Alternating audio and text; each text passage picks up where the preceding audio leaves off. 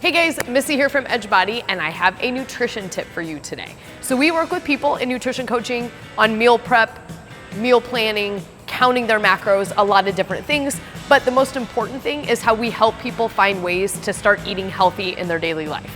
Because it's not always easy to find healthy food when you're going out to eat. So you want to make sure to have some available to you to help you stay on track, okay? But what happens when you feel like you are cooking and prepping all the time?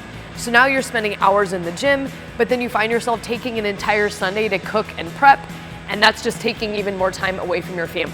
So I have some tips for you today to stop thinking about cooking and start thinking about assembling your healthy meals. So tip number one, you're gonna pick 2 protein options to prepare to have ready for you in bulk for the week. So if you're vegan, maybe that's tofu, maybe some tempeh.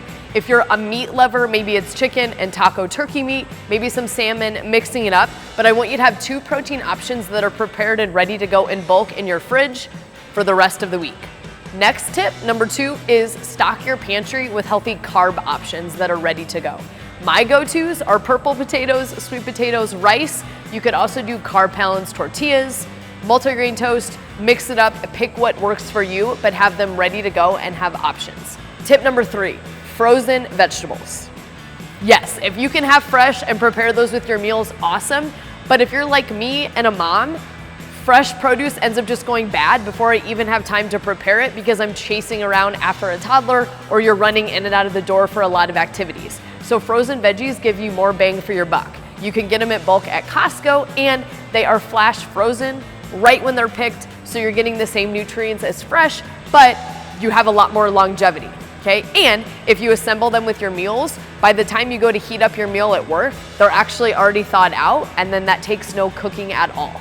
Tip number 4, make sure you have some quick options. So this is where your frozen fruits come in, your whey protein, almond butter, peanut butter, rice cakes, the little quick options that you have ready to go in a pinch if you're hungry or if you're gonna be on the go. So now the whole point of this is that you're going to assemble your meals. So instead of spending hours and hours in cooking, you're going to assemble from all of the things that we just talked about. So the night before, pick a protein you want to eat, add a carb to it, add your favorite seasonings and stuff like that, and boom, you're ready to go.